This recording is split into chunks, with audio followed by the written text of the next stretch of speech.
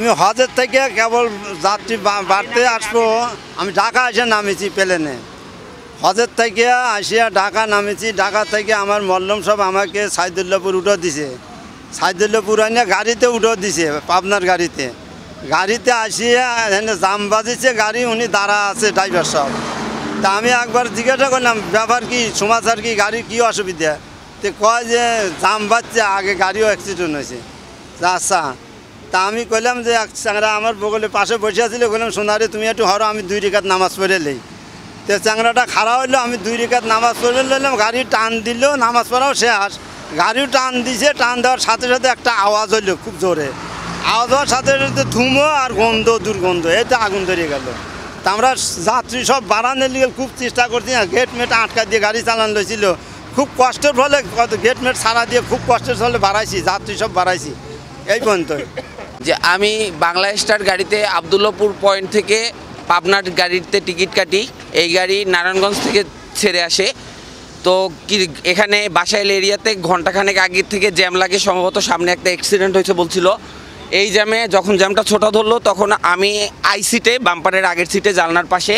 তো আমার যে পিছনে বাম্পারের উনি 2টা গ্লাসই আমার দিকে, উনি গ্লাসটা খোলা রেখে আমার দিকে চাপাইয়াছিলেন। হঠাৎ করে বিকট একটা শব্দ হলো এবং আমার ঠিক পিছনের পরিস্থিতিতে এই যে আমার এই ফোন গ্লাস, তো আমার পাশে 2টা গ্লাস থাকার কারণে আমি ফোন চাপতেছিলাম। তো আমার এই ফোনের এই অংশটাও ওখান থেকে উড়ে গেল এবং মুহূর্তের ভিতরে বজ্রপাত হইলে ঠিক যেরকম একটা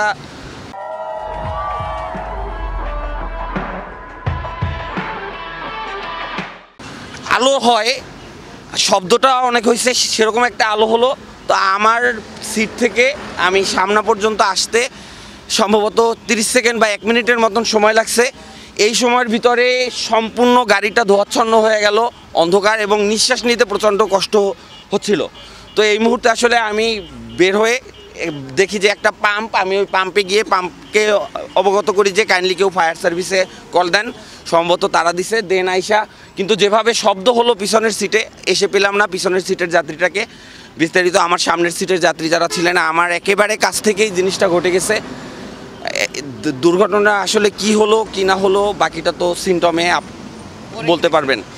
দেন তো ও শব্দ হওয়ার সাথে সাথে নিঃশ্বাস, পুরো গাড়িতে আগুন, এবং গ্লাসটা আমাদের গাড়ির স্টাফ চলে গেছে আমাদের দরজা না খুলে।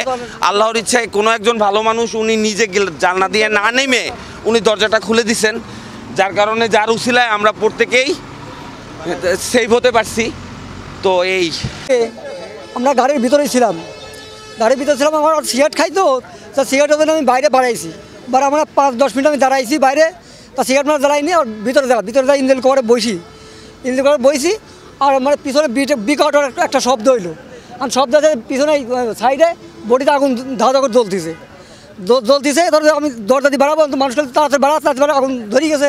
মানে পুরো গাড়িতেই একবারে 20 থেকে 30 সেকেন্ডের ভিতরে মানে আমার পুরো গাড়িতেই আগুন। মানে তাড়াহুড়া করে বাড়তি এই ধানে আমার 1 পায়ে জুতা আছে, 1 পায়ে জুতা নাই। আমার আঙুল কাটি গেছে, সাইডে খুব চাপ লাগেছে আমার।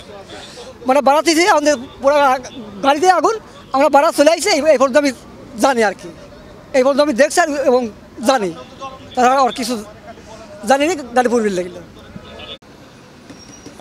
ওই অর্ধ ইংরেজি 13 তারিখ, 13-11-25 তারিখ ঢাকা থেকে বাংলা স্টার একটা উত্তরবঙ্গগামী পরিবহন সেটা আসতেছিল।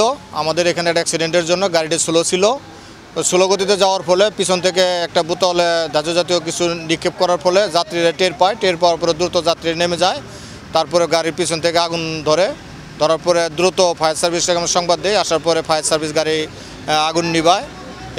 এই ব্যাপারে কোনো আহত নিহত নাই এবং আমরা এটা তদন্তের সাপেক্ষে আইনগত ব্যবস্থা নিব।